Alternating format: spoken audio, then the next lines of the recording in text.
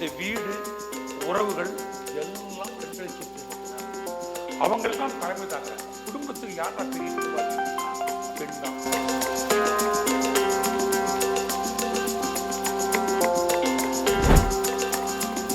நிறைய பணம் போட்டு நிறைய நடிகர்கள் வச்சுட்டு நிறைய காசு சம்பாதிக்கணும் அப்படிங்கிற ஒரு வர்த்தக ஒரு போக்கு இருக்கு பாருங்க. அதுதான் இந்த சின்ன பட்ஜெட் படத்தை உடைச்சுக்கிட்டே.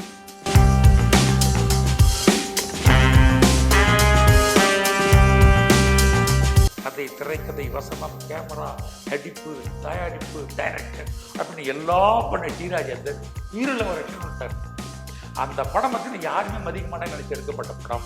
அந்த காலத்தில் 100 நாட்கள் தாண்டி.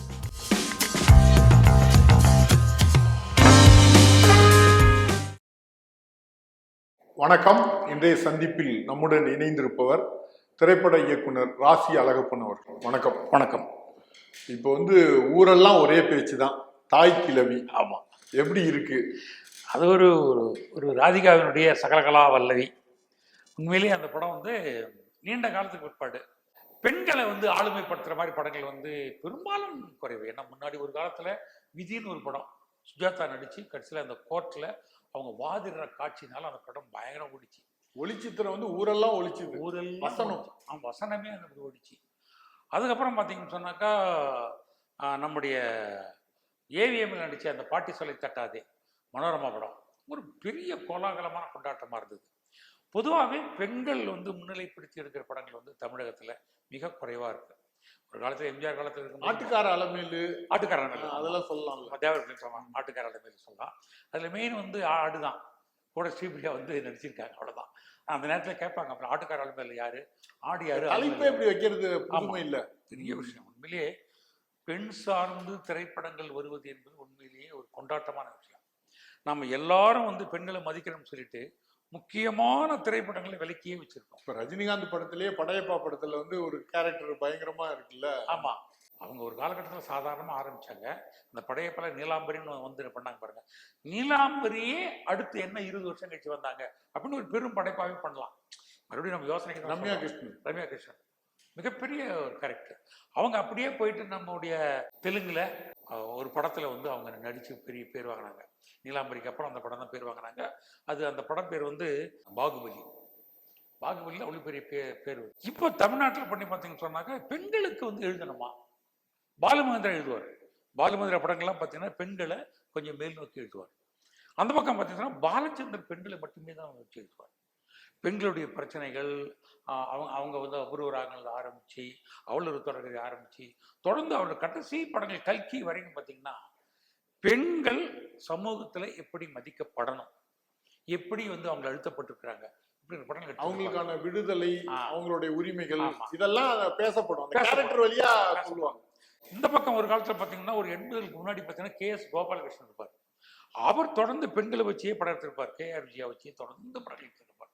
ஏன்னா பெண்கள் பற்றிய படம் ஏன் எடுக்கணும் அப்படின்னு நான் நினைக்கிறேன்னா, இந்த வீடு உறவுகள் எல்லாம் பெண்களை சுற்றி மட்டும்தான் நடக்குது. அவங்கள் தான் தலைமை தாங்குறாங்க. குடும்பத்துக்கு யாரா பெரிய நிர்வாகி அப்படின்னா பெண் தான். நம்ம எல்லாரும் சொல்றோம், ஆம்பளை சம்பாதிச்சு வரான், பொம்பளை வீட்டில் உட்காந்து சமைக்கிறான். கிடையாது. பெண்கள் அவங்க கொண்டு வருகிற செல்வத்தை முழுக்க இந்த தலைமுறைக்கும் அடுத்த தலைமுறைக்கும் போய் சேர்க்க வேண்டிய பாதுகாப்பும் அது பரிவர்த்தனையும் செய்யக்கூடிய நிர்வாகம் யாருக்கு இருக்குன்னா இயற்கையிலேயே பெண்களுக்கு தான் இருக்கு. அதனால தான் பார்த்தீங்கன்னா பெண்கள் சார்ந்த படங்கள் எடுக்கிறவங்க பார்த்தீங்கன்னா மிக கோபம் இருப்பாங்க. அது மாதிரி ஒரு கைவிடப்பட்ட ஒரு காலகட்டத்தில் நம்முடைய அந்த சிவகுமார் முருகேசன் ஆச்சரியமா தாய்க்கிழமை நடித்தது உண்மையிலே பாராட்டணும். ஒரு சின்ன பட்ஜெட் படம் ஒரு 10 நாட்கள்ல ஒரு 22 கோடி ரூபாய் வசூல் பண்ணியிருக்கு அந்த படம். அப்படின்னா எவ்வளவு சிவகார்த்திகேயன் இதை ஒத்துக்கிட்டார்ல, அதையே எல்லாரும் பாராட்டுறாங்க. உண்மையிலே இது சிவகார்த்திகேயன் உண்மையிலே ஒரு மனசு என்ன இருக்குன்னா, தான் கதாநாயகன் பெரிய படங்கள் எடுத்து தன்னுடைய பேனரை காப்பாற்றணும் அப்படின்னு ஒரு பக்கம் இருந்தாலும் தன்னுடைய பேனர்ல நல்ல படங்கள் வரணும் அப்படிங்கிறது ரொம்ப ஆசைப்பட்டு இருக்காங்க. இல்லைன்னாக்கா சாதாரணமாக அந்த குரங்குப்பட்டல் போன்ற படங்கள், அதுக்கப்புறம் நம்முடைய கொட்டுக்காளியில் நினைச்சே பார்க்க முடியும். அவர்லாம் பண்ணுவாங்களான்னு. ஏன்னா அவ்வளோ ஒரு இதான படம் அது. ஒரு கதைக்கு முக்கியத்துவம் எல்லாம் கொடுக்குற படம். அதுவும் சூரி பெரிய ஹிட்டான ஒருபாடு. நம்ம அவருடைய அந்த படங்கள்ல ஒரு கொட்டுக்காளி, கூழாங்கலுக்கு அடுத்தது கொட்டுக்காளி. கூழாங்கலுக்கு அப்புறம் எடுக்க அந்த டைரக்டருக்கு உதவணும் என்ன அவசியம் இருக்கு? சிவகார்த்திகேயன் ஒரு அவசியம் கிடையாது. லாபம் பார்த்துக்கலாம், பேனர் இருக்கு. ஆனால் அதெல்லாம் இல்லாமல் என்னுடைய கம்பெனியில் நல்ல படங்கள் வரும் அப்படிங்கிற உத்தரவாதம் எடுத்து போகிறாரு பாருங்க. அதனுடைய நீட்சியை தான் நான் தாய்க்கிழவி பார்க்குறேன். அந்த தாய்க்கிழவி வந்து அது போன்ற கூழாங்கல் கொட்டுக்காளி குரங்குடல் படம்பொருள் இல்லைனாலும் அது ஒரு கொண்டாட்டமான ஒரு உலகத்தை நோக்கி நகர்த்திட்டு போறாரு பாருங்க. கமர்ஷியல் போறாரு பாருங்க. அது உண்மையிலே பாராட்ட வேண்டிய விஷயம். அதுவும் ராதிகாவினுடைய ஃபுல் பவரை யூஸ் பண்ணி முழுக்க A to Z அந்த பெண் எவ்வாறு அந்த ஊரில் வந்து நகர்த்தி சொல்லிக் கொண்டிருக்கிறார், அவருடைய ஆளுமை என்ன அப்படின்னு ஒரு கமர்ஷியலா சிங்கம்புலி இது போன்ற ஆட்கள் வச்சுட்டு பண்ணது உண்மையிலேயே திரைக்கதை வடிவத்தில் அவருடைய சிவகுமார் முருகேசன் வந்து மிகப்பெரிய வெற்றி. தமிழ் சினிமாவில் வந்து M.R. ராதாவுடைய அந்த வசனங்கள், அவரோட நடிப்பு இருக்குல்ல, இன்னமும் நம்ம மீம்ஸ்ல பழைய வீடியோக்களை நம்ம பார்த்துக்கிட்டே இருக்கும். அந்த அந்த டேரிங்கா இருக்கிறது, அவரு அந்த ஸ்டன்னிங்கா இருக்கிறது இருக்குல்ல, அந்த ஒரு கேரக்டர் வந்து ராதிகா இதுல வெளிப்படுத்தினாங்க. ஆமா, ரத்த கண்ணீர் தான் எனக்கு ஞாபகம் வந்துச்சு. இந்த ரத்த கண்ணீர்ல பண்ண அவருடைய அந்த அந்த பெருவாரியான அந்த நடிப்பு M.R. ராதாவுடைய வாரிசா வந்த ராதிகாவுக்கு வந்து இயற்கையில இருந்திருக்கு. அதை தூக்கி கொண்டாந்து நிப்பட்டிருக்காங்கன்றது ஒரு பெரிய விஷயம். அவரோட கேரியர்ல இது ஒரு பீக்குன்னு நினைக்கிறீங்களா? கண்டிப்பா பீக் தான். இது போல இன்னொரு படைப்பு வந்து ராதிகாவால் பண்ண முடியுமா அப்படின்னா நிச்சயமா முடியாது. அதுக்கு நேஷனல் அவார்டு கிடைக்குங்கிறது மாதிரி எல்லாருமே பேசுறாங்க பொதுவா. இல்ல, இது ஒரு பிரதானமான கதாபாத்திரம் வந்து முன்னெடுக்கப்பட்டு அது வந்து எல்லாரும் மத்தியிலும் ஏற்றுக்கொள்ளப்படும் போது நிச்சயமாக மத்திய அரசாங்கத்தில் இருக்கிற அந்த அவார்டு குரூப் வந்து பார்க்கும், தமிழ்நாட்டில் இப்படி ஒரு பெண்ணை வச்சு பண்ணியிருக்காங்க, இது பண்ணணும் அப்படின்னு பார்க்க. நிச்சயமா நீங்க சொன்ன மாதிரியே ராதிகாக்கள் கிடைக்கக்கூடிய அனைத்து வாய்ப்புகளும் உண்டு. இப்போ வந்து நம்ம கடந்த இந்த 2 ஆண்டுகளா பார்த்தீங்கன்னா டூரிஸ்ட் ஃபேமிலி, குட் நைட்டு, அப்புறம் வந்து இப்போ தமிழ் சமீபத்தில் சிறை, அடுத்தது வித் லவ்னு ஒரு படம், இது எல்லாமே ஸ்மால் பட்ஜெட் படங்கள். இப்போ இந்த தாய்க்கிழவி வரைக்கும் எல்லாமே பயங்கர ஹிட் ஆகுது. இந்த ட்ரெண்டை நீங்க எப்படி பாக்குறீங்க? இந்த ட்ரெண்ட் வந்து உண்மையிலேயே வரவேற்கப்பட வேண்டிய ட்ரெண்ட். இது ஒவ்வொரு காலகட்டத்திலையும் வரும்.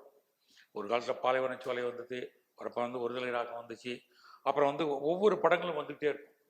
அவளை பிடித்தான வர்ற காலகட்டத்தில் பார்த்தீங்கன்னு சொன்னால் அந்த ருத்ரையா படம் பண்ணுகிற போது யாருமே இதெல்லாம் ஒரு டாக்குமெண்ட்ரி ஃபிலிம்னு சொல்லி கண்டல் பண்ணாங்க. ஒரு காலகட்டத்துக்கு பிற்பாடு பார்த்தீங்கன்னா அந்த படம் வந்து ஒவ்வொன்று ஓடிச்சு, 100 நாள் ஓடிச்சு. அதுபோல் ஒரு குறைந்த பட்ஜெட்னு சொன்னால் அது என்ன கேட்கும்னா ஒரு நல்ல கதையை கேட்கும், நல்ல கதாபாத்திரங்களை கேட்கும், நல்ல சூழ்நிலையை கேட்கும். இதைத்தான் வந்து பார்க்குறவங்க கேட்குறாங்க. நாம் அதை மறந்துட்டு நிறைய பணம் போட்டு நிறைய நடிகர்களை வச்சுட்டு நிறைய காசு சம்பாதிக்கணும் அப்படிங்கிற ஒரு வர்த்தக ஒரு போக்கு இருக்கு பாருங்க. அதுதான் இந்த சின்ன பட்ஜெட் படத்தை உடைச்சிக்கிட்டே இருக்கு. ஆனால் கதையாக எழுதுறவங்க நல்ல டைரக்டருங்க விடாமல் மூச்சு பிடிச்சிக்கிட்டு நல்ல கதை எழுதி சின்ன பட்ஜெட் படத்தில் படம் பிரமாதமாக ஓடும் அப்படிங்கிறது வந்து உண்மை. அந்த உண்மையை சமீப காலகட்டத்தில் நம்ம டூரிஸ்ட் ஃபேமிலி அயோத்தியில் ஆரம்பித்து அப்படியே தொடர்ச்சியாக சிறை வரைக்கும் வந்து ஹிட் ஆகுதுன்னா உண்மையிலேயே நம்ம தமிழ் திரைப்படங்கள் கவனிக்க வேண்டியது என்னன்னா, குறைந்த பட்ஜெட்டில் ஒரு நல்ல கதைகளை சொன்னாங்க இந்த திரையுலகம் கைவிடாது, அது ஒரு சக்ஸஸ் அப்படிங்கிறத காண்பிது. இந்த ஃபார்முலா அப்படியே நீடிச்சுட்டே போச்சுன்னு சொன்னால் பெங்காலுக்கும் மலையாளத்துக்கும் நான் சவால் விட்டு தமிழ் திரைப்படங்கள் டோட்டல் அவார்டு வாங்கிட்டு போவோம், தேசிய அவார்டு வாங்கிட்டு போவோம். அந்த இடத்த நோக்கி தான் நகர்ந்துகிட்டு இருக்கு. நல்ல ஒரு வரவேற்கக்கூடிய விஷயம். இப்போ பட்ஜெட்னு நம்ம பேசும்போது ஒரு மெகா பட்ஜெட் படத்தை பற்றி பேசணும். ரஜினி கமல் ஒரு 30 ஆண்டுகள் 40 ஆண்டுகளுக்கு பிறகு அவங்க இணைகிறாங்க. அந்த படத்தை வந்து நெல்சன் இயக்குறாரு. அது வந்து அனலாக் முறையில இயக்க போறதா ஒரு தகவல் வருது. அவங்க அதை சொல்லல, அந்த மாதிரி ஒரு தகவல் இல்ல. அந்த பழைய முறை என்னன்னா டிஜிட்டல் என்னதான் நீங்க வந்து வசதியும் ரொம்ப குறைவான செலவாகும்னு சொன்னா கூட அந்த புள்ளிகள்னு சொல்லுவோம். இந்த ஒரு படத்துல வந்து ஒரு காட்சியில் வந்து புள்ளிகளுடைய கூட்டமைப்பு தான் வந்து காட்சி வடிவம். அது எதுல இருக்குன்னு சொன்னாக்கா ஃபிலிம்ல தான் இருக்கு. அந்த டென்சிட்டி அதில் தான் இருக்கும். நீங்க அந்த கண்ணால பார்க்குற அந்த காட்சியை அந்த கேமராவில் எடுத்து அதை நீங்க வந்து ப்ராசஸ் பண்ணி காமிக்கும் போது தான் அந்த பார்வையாளர் அப்படியே அந்த உள்வாங்குவோம். அந்த டிஜிட்டல் வந்து அவ்வளவுலாம் கிடையாது, டென்சிட்டி குறைவாக தான் இருக்கும். இது வந்து கமலஹாசனுக்கும் புரியும். ஏன்னா அவர் தான் வந்து நல்லா கேமராக்கள் வந்து ஈஸ்வரன் கலையெல்லாம் எடுத்துகிட்டு இருக்கும்போது அவரது டிஜிட்டல் கூட அடுத்த உலகத்திற்கு நகர்த்து போய் அவர் தான் முதல்ல சொன்னது. அவர் மறுபடியும் இல்லை கரெக்டு, எல்லாம் உலகம் மாறி போச்சு, நான் இன்னும் டெப்தா எடுக்கிறேன், என்னுடைய படங்களை இன்னும் 100 ஆண்டு காலம் நான் தக்க வைக்க போறேன் அப்படிங்கிறதுக்காக ஒரு ஃபிலிம்ல ரஜினியும் கமலும் நாங்கள் சேர்ந்து இணைந்து நடித்து அது ஒரு ஆவணமா வச்சுப்பாரு அப்படி ஒரு முடிவோடு அவர் எடுத்திருக்காரு. ஏன்னா அது ஒரு பெரிய விஷயம். இன்னைக்கு வந்து டிஜிட்டல் வந்துட்டு ரொம்ப ஈஸியா பண்ணிக்கிட்டு இருக்காங்க. இல்ல இப்ப வந்து அதை நீங்க தான் இப்ப சொல்றீங்களா ஈஸியா பண்றாங்கன்ட்டு. இப்ப அது டிஃபிகல்ட் இல்லையா? இப்ப பிலிம் வந்து இது பண்றது அந்த முறை வந்து அந்த ப்ராசஸை வந்து கஷ்டமாக்காதாங்கிற. அது ஒன்றும் கஷ்டம் என்னங்க, தமிழ்நாட்டில் லேப் கிடையாது, அவ்வளோதான். பிரசாத் லேப் கிடையாது, ஜெமினி லேப் கிடையாது, எந்த லேபும் கிடையாது. ஆனால் பாம்பேல இருக்கு, ஃபாரின்ல இருக்கு. அந்த முறைகள் இன்னும் வந்து பிலிம் பயன்பாட்டுல பயன்பாட்டில் இருக்கு. எல்லா நாடுகளையும் பார்த்தீங்கன்னா இந்த பெரிய படங்கள்லாம் எடுக்கிறாங்க பாருங்க, அவங்க எல்லாம் வந்து பிலிம்ல தான் எடுத்துட்டு இருக்காங்க. பிலிமில் எடுத்து சில பகுதிகள் மட்டும்தான் டிஜிட்டல் எடுத்துட்டு இணைக்கிறாங்க. பிலிம் என்பது ஒரு ஆளுமையான இடங்க, ஒரு பசுமையான புல்வெளி மாதிரி தான், ஒரு வயல்வெளி மாதிரி தான். அது இல்லைன்றதுக்காக அடுத்த ஏற்பாடு தான் வந்து டிஜிட்டல். டிஜிட்டல் வந்து ஒரு அடுத்த ஏற்பாடு. ஆனால் அந்த ஃபிலிமில் இருக்கிற இந்த குவாலிட்டி டென்சிட்டி வேற எந்த டிஜிட்டலும் ஈடுகட்டவே முடியாது. இப்ப இந்த பிலிம் முறையில படம் எடுக்கும் போது என்னன்னா, இந்த எக்ஸ்ட்ராவா எடுக்கிறது இல்ல காட்சிகள். இப்ப வந்து அன்லிமிட்டெட் விஷுவல்ஸ் எடுக்கிறாங்க. ஆமா, இப்ப வந்து ஒரு 3 மணி நேரம் படத்தை ஒரு 50 மணி நேரம் எடுத்து வைக்கிறாங்க. இப்ப அது வந்து இதுல வந்து திட்டமிட்டு தானே இயங்கணும் இல்லையா? அப்பயே வந்து சேது மாதவன் வந்து ஒரு படத்தை வந்து 27 நாள்ல தான் எடுத்திருக்காரு. நீங்க 16 வயது நிலையை பார்த்தீங்கன்னா அதுவே வந்து 24 28 நாள் எடுக்கப்பட்ட படம் தான்.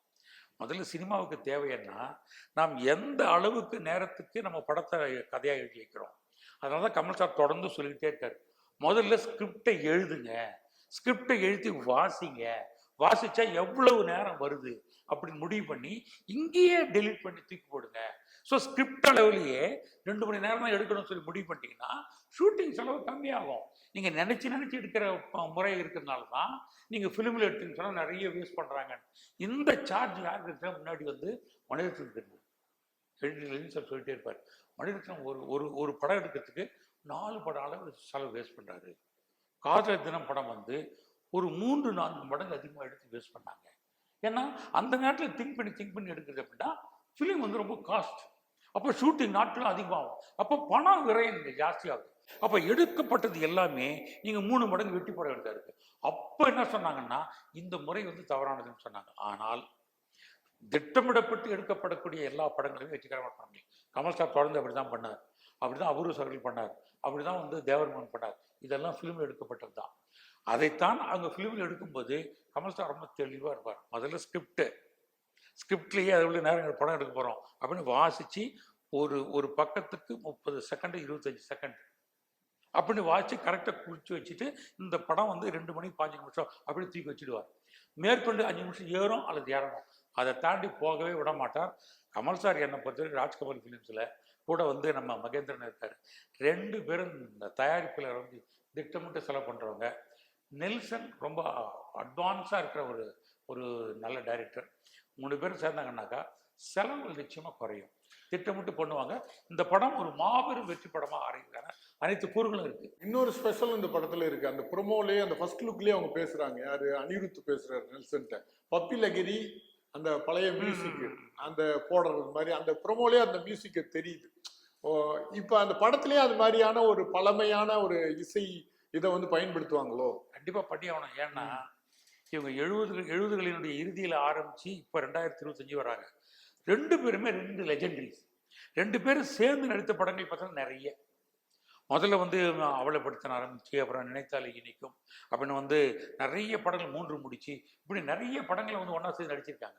அதுபோல் தனியாக ஒரு பெரிய லெஜெண்டாக மாறி இருக்காங்க, இவர் லெஜெண்டாக மாறி இருக்காங்க. அப்போது 2 பேருடைய ஃபேன்ஸு அவங்களுடைய பழைய படங்களுடைய வெற்றி அந்த ரீங்காரங்கள்லாம் ஞாபகப்படுத்திக்கிட்டே இந்த படத்தை வந்து கொண்டு போகும்போது தான் 6லேருந்து 60 வரை இருக்கிற எல்லாருமே இந்த படத்துக்கு ஆடியன்ஸாக மாறுவாங்க. இந்த படத்தை மாபெரும் வெற்றி அடைவதற்கான சூட்சுமமே அது போன்ற இசையமைப்புகளும் அது போன்ற காட்சிகளும் அது போன்ற உடை அலங்காரங்களும் அப்படி நினைவுபடுத்திட்டு அந்த மெமரி இருந்ததுன்னா ரசிப்பாங்க. ஒண்ணுமே இல்லை, இப்ப 50 வயதை கடந்தவங்க எல்லாமே அவங்களுடைய படங்களை பார்த்து வளர்ந்தவங்க திரும்பி கொண்டாந்துருவாங்க. இப்போ சிவாஜி நாங்கெல்லாம் இப்போ படமே பார்க்கறதில்லப்பா அப்படின்னு சொல்ற எல்லாரையுமே அப்படிலாம் இல்லை, ராஜா நீ வா, நமக்கு பிடிச்சமான ரஜினிகாந்த் நடிக்கிறாங்க, உங்களுக்கு பிடிச்சதெல்லாம் அங்கே இருக்குது அப்படின்றது ரீகனெக்ட் பண்ணி கொண்டாந்து சேர்க்கக்கூடிய பெரிய ஒரு வாய்ப்புள்ள படம் இது. அதனால தான் நீங்கள் சொன்ன அந்த பப்பி லகிரி மாதிரி படங்கள்லாம் கூட பின்னால் சேர்க்கறேன்னு சொன்னால் இது எல்லாருக்குமான படம். 100 ஆண்டு காலமாக இருக்கிற உயர்ந்தபட்ச 2 நடிகர்கள் ஒரு சூப்பர் ஸ்டார் உலகநாயகன் சேர்ந்து நடிக்கிறாங்க. இனி இன்னொரு படம் வர்றதுக்கு இன்னொரு 100 வருஷம் ஆகும். இதுதான் உங்களுடைய இறுதி படம். அப்போ உச்சபட்சமான அந்த ரசனையை சின்ன வயசு 6 வயசுல இருந்து 80-85 வயசுல எல்லாரும் உள்ள வந்து தியேட்டரில் கொண்டாந்து ஒரு ஆடியன்ஸை மாற்றக்கூடிய மிகப்பெரிய ஒரு நுட்பம் இந்த படத்தில் இருக்குது. அதை கமல் சார் கரெக்டாக புரிஞ்சு வச்சு, ரஜினி கரெக்டாக புரிஞ்சு வச்சு, நெல்சன் ஒன்றிணைச்சு பண்ணுவாருன்னு நான் நம்புறேன். அந்த ஃபர்ஸ்ட் லுக்கில் ஒரு வசனம் வருது, அதையும் கேட்கலான்னு. ஆமாம், எப்படின்னா யாரு? எல்லாம் ஓகேப்பா, யாருப்பா ஹீரோ, யாருப்பா ஹீரோ, அதெல்லாம் கேக்குறாருல சொல்லுப்பா அப்படிங்கிற மாதிரி இருக்கு. அதுவா பெரிய ட்ரெண்ட். ஆமா. ஏன்னா 2 ஆடியன்ஸ் கேட்பாங்க, ஏய் இப்ப ரஜினி படமா இது கமல் படமா, கமல் ஹீரோவா ரஜினி ஹீரோவா, யாரு வில்ல அப்படின்லாம் கேட்டுப்பாங்க. இவங்க 2 பேருமே கேட்கறது மூலமா கதை தான்பா ஹீரோ அப்படின்னு சொல்லி நெல்சன் படத்தை முடிப்பாருன்னு நான் நினைக்கிறேன். இன்னொன்னு கடைசியா ஒரு கேள்வி, இப்ப இந்த ரீரிலீஸ் வந்து கொஞ்சம் அதிகமா இருக்கு. கடந்த சில ஆண்டுகளா வந்து ரீரிலீஸ், கடைசியில ரீரிலீஸ் ஆன படம் வந்து உயிருள்ள ஒரு யூசா, அதுக்கு முன்னாடி வந்து மங்காத்தா அஜித்தோடது, அப்புறம் தெரி விஜயோடது, இது மாதிரி கர்னல்ல தொடங்கலாம் நம்ம சிவாஜி கணேசனோட கர்னல்ல இருந்து. இது எப்படி பாக்குறீங்க, இந்த ரீரிலீஸ் காலம் வந்து எப்படி பாக்குறீங்க? இது வந்து ஒரு ஆரோக்கியமான காலம் தான். எல்லாரும் சொல்லுவாங்க பழசெல்லாம் காமிக்கணும், அப்படி கிடையாது. முன்னாடி வந்து 3000 தேட்டருக்கு மேல இருந்துச்சு. பெரிய நகரங்கள்ல மட்டும்தான் ரிலீஸ் படங்கள் ஓடும். மற்ற 2000 தேட்டர்ல பாத்தீங்கன்னு சொன்னாக்கா பழைய படங்கள், 1 மாசத்துக்கு முன்னாடி வந்த படங்கள் இப்படி ஓடிட்டே இருக்கும். விளம்பரமும் இருக்காது, எம்ஜிஆர் படம் ஓடிட்டே இருக்கும். அப்ப சிட்டியில பாத்தீங்கன்னு சொன்னா இப்ப புதுசா வர பசங்க எல்லாம் நடிச்சிட்டு இருப்பாங்க. கிராமத்துல பாத்தீங்கன்னு சொன்னா 10 வருஷம் முன்னாடி அது வந்து தொடர்ச்சியா பார்த்துட்டே இருப்பாங்க. அப்படின்னாக்கா ஒரு 50 வருஷமா இருக்க நல்ல படங்களை திருப்பி திருப்பி பார்க்கக்கூடிய கல்ச்சர் நம்ம தமிழ்நாட்டில் இருந்துச்சு. இப்போ அதுக்கான தேட்டர்கள் இல்லை. அப்போ அதனுடைய அது மாதிரி இருக்கிற அந்த ரசனைக்கு தேட்டர்கள் இல்லாததுனால புது படங்கள் வந்து 3 நாளைக்கு மேலே நிக்கல, அப்படினால ஒரு கேப் தேவைப்படுது. அப்போ வியாபாரிகள் என்ன முடிவு பண்றாங்கன்னா, ஏற்கனவே இருந்த நல்ல படங்களை மறுபடியும் கொண்டாந்து மறுபடியும் காமிச்சோம்னா தேட்டரில் ஓடுமா, ரசிப்பாங்களான்னு பார்த்தா ஓடும் அப்படின்னு நிரூபித்த படங்கள் தான் இப்போ நீங்கள் சொன்ன கர்ணன் படம். சிவாஜி ரசிகர்லாம் கொண்டாடிட்டாங்க. ஏன் ஆர்பட்டில் இதயக்குன்னு ஒரு தேட்டரில் ஒரு படம் போட்டாங்க. 225 நாட்கள் பிரமாதமாக போச்சு. அது விழாவே கொண்டாடினாங்க. அதுக்கப்புறம் அப்படியே பார்த்தீங்கன்னாக்கா கமலஹாசனுடைய அந்த படங்கள்லாம், அப்புறம் ரஜினியுடைய படங்கள், அப்புறம் நம்முடைய தனுஷுடைய படங்கள், இப்படி ஒவ்வொரு பெரிய படங்கள் எல்லாம் எடுத்திருந்தாங்க. இன்னும் சொல்ல போனால் ராஜேந்தர் வந்து ஒரு காலத்தில் கொடி கட்டி பறந்தார். ரஜினி கமல் எல்லாம் பெரிய ஹீரோஸ் எல்லாம் இருக்கும்போது ஒன்றுமே இல்லாமல் தாடி வச்சுக்கிட்டு எல்லா வேலையும் நான் தான் பண்ணுவேன். கதை, திரைக்கதை, வசனம், கேமரா, நடிப்பு, தயாரிப்பு, டைரக்ஷன் அப்படின்னு எல்லாம் பண்ண டி ராஜேந்தர் உயிருள்ள ஒரு லட்சம் விட்டார். அந்த படம் பார்த்தீங்கன்னா யாருமே மதிக்க மாட்டேன்னு நினச்சி எடுக்கப்பட்ட படம் அந்த காலத்தில் 100 நாட்கள் தாண்டி போயிடுச்சு. அவருடைய வரிகள், பாடல்கள் எல்லாமே தனித்துவமாக இருந்துச்சு. அதை திருப்பி கொண்டாந்து இங்கே ரீலீஸ் பண்ணுறாரு, அது ஹிட் ஆகுது.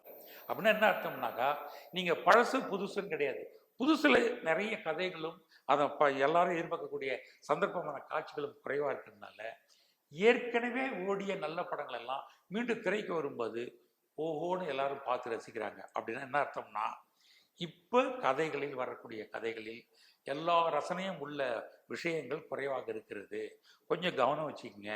ரிலீஸ் பண்ணுறாங்கனாக்கா புது படங்களையும் அது மாதிரி விஷயங்களை சேர்க்கணும் அப்படிங்கிறது சொல்லாமல் சொல்வதும் ஒன்று, எல்லா காலத்திலையும் நல்ல படங்கள் போட்டால் ஓடும் அப்படிங்கிறதும் ஒன்று. உண்மையிலே வரவேற்கிறேன். நன்றி, வணக்கம். வணக்கம்.